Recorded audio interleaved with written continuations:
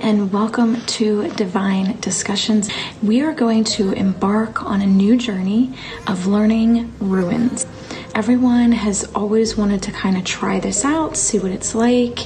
It comes from the old Viking tradition, their version of oracle cards or tarot cards. These little guys are going to help you understand your mission better. It's going to answer the questions you've always wanted to have answered. So what are runes? What are they used for?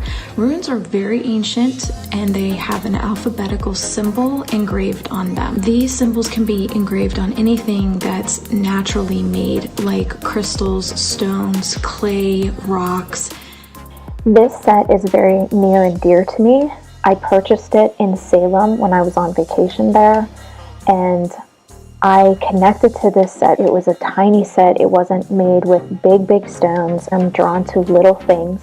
So this set really called to me. I love this set. So a set is definitely going to call to you when you see it. And when you connect with it, your readings will go amazingly. The oldest set of runes in history are actually etched on bone. The only bad thing about bone is after effect of an animal being killed. If you use bone, you will have that energy stuck on that item. A set of typical runes runs 24 stones. Some range up to 30 stones depending on their origin. Runes can be used for a lot of different things, but the main use of it is for decision making. Mostly these are used to further insight to a situation that needs further help with. Anything that you need to tap in better into your subconscious and help guide you in the way of needing to be guided. You can cast your runes into a cloth, a bag, or some kind of casting bowl. But this is the basics of what runes actually are. I won't be going into the history of runes because there's just so much of the history. Runes are basically known for having magical properties and also protection properties.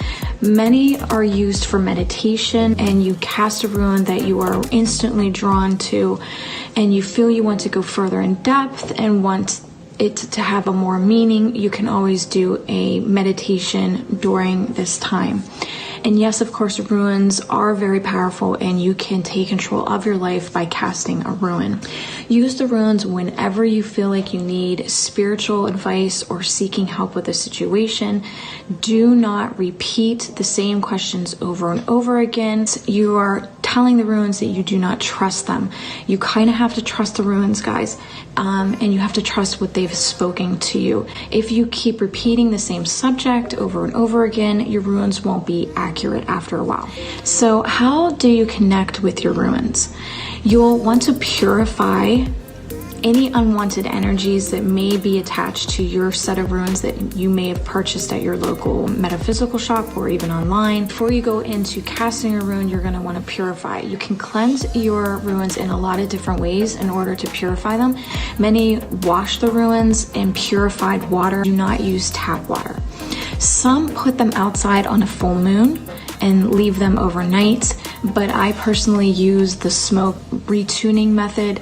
This is a method that is very simple, and you can grab your favorite sage and play some singing bowls. You can do this anytime you feel something is unwanted on the runes, or if someone has touched your runes, or if you just simply want to reconnect with your runes again. Like I do with any crystals or any oracle cards, I carry the runes around with me for a couple weeks to a month at a time. I basically keep them with me constantly to get them used to my pattern in life.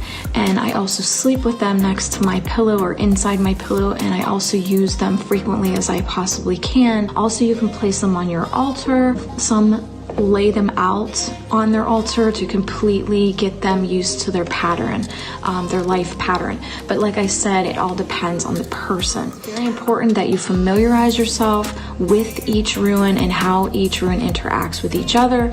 One must learn very carefully how to meditate on an experience, and it's not a science to be understood or studied, but rather an intuition and trust.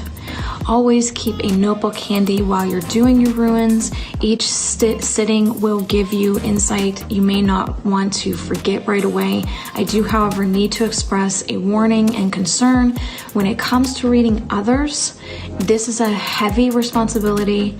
I take it on every day, and you should be very in tuned with the message. You do not want to take this situation lightly. It is so important to be very careful and accurate when doing readings for others as opposed for yourself, because you yourself know your own life and how to interpret the runes more easily in your own life. You must have the inner knowledge and understanding of them first before reading for someone else.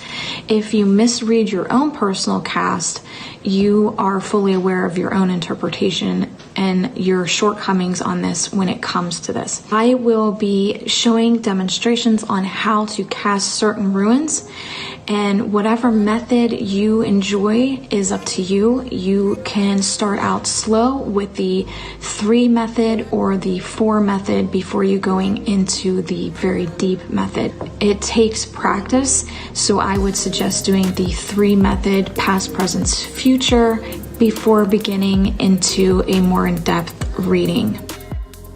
To get a rune session going, I firstly set the scene. I light some candles and burn some incense, and just be in a quiet, relaxing place. I like to sometimes do them at my altar or my comfy big chair. All in all, the best place is a comfortable, calming, relaxing place where you will not be disturbed.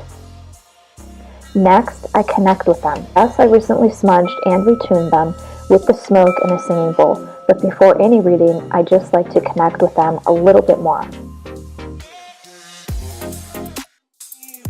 I begin by knocking the energy out of the room.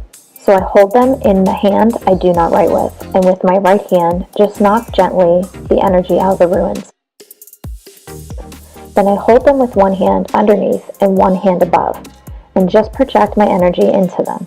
I do that until just as much as I need to. Then clear your mind of any distractions. I definitely recommend being in a good mindset for doing rune casting. Try not to do this while you are stressed. Hold your bag with the hand you do not write with, and with your reading hand, rummage through the bag from the inside to just mix up the runes a bit. While you are doing this, think of the question of the situation you need insight on. Once you have the question in mind, you can feel it's time to stop mixing up the stones. Ask the question clearly out loud. Some people like to ask the question out loud, and some like to just simply ponder or think in their mind to project into the runes. Either way is fine.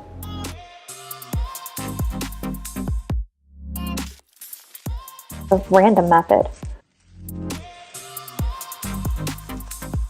Let the runes tumble out of your pouch onto the cloth as they hit the ground. Turn all the ones with the symbols showing face downwards on the cloth.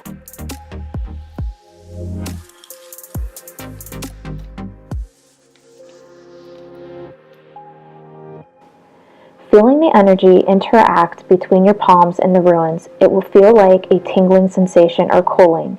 Take note of any pieces that seem more energetic than the others and pick it up. This simply shows that you are attuned to the reading and that a true connection to you and the runes has been made. Once all the required runes have been chosen, it is time to turn them face up and understand their meanings. Go through the whole reading in your mind and pay close attention to any hidden relationships between different runes which may pop up. Try to turn over only 2 or 3 runes at a time. This will help with the process of you being a beginner and learning how to read your rune set properly. The 3 norm method. This is the basic past, present, and future method. So I would do this method just by closing your eyes and pick inside the bag 1 rune and place it on the cloth or flat surface. This is represented as the past as it affects the future. Then I lay the second rune down next to it. This represents the present problems affecting the situation now. And then I take the last rune and I lay it next to it. This is the possible scenario about the choices you make in the near future. Again, this is a very basic one to start off with. Practice that consistently over and over again in order to become familiar with how a rune casting should feel. Then you can move on to the fourth stone method, which again is very simple. I enjoy using this one a lot. Like I said, I repeat the first steps I told you. So firstly, I remove 4 stones from the bag and lay them out one by one on the cloth next to each other. The first one represents the past influence on a situation. The second stone represents the past influence over a situation. The third stone represents the future influences, and the fourth stone represents the energies and behaviors that will remain the same. This is a very common basic one that I do really enjoy. If I am planning to meditate with some rune stones, or if I kind of feel the need, I will tend to do this method, just because I feel more drawn to certain runes while doing this method. But if you want more depth or deeper insight into a situation you are having troubles with, then I tend to use the method called Odin's 9-stone method. So firstly, I take a rune and I lay it out in the center, and that again is the influence of the past.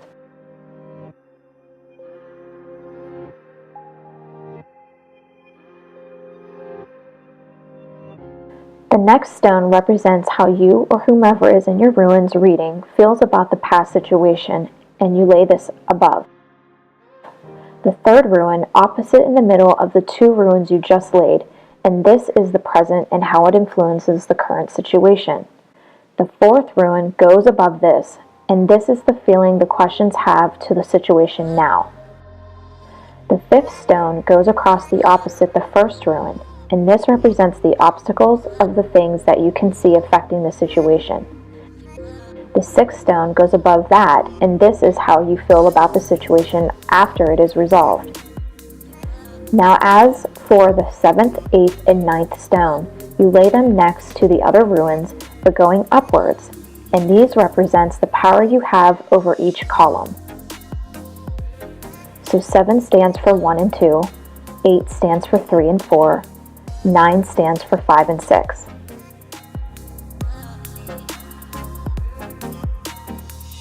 Seven is the power you must have or need to deal with the past situations.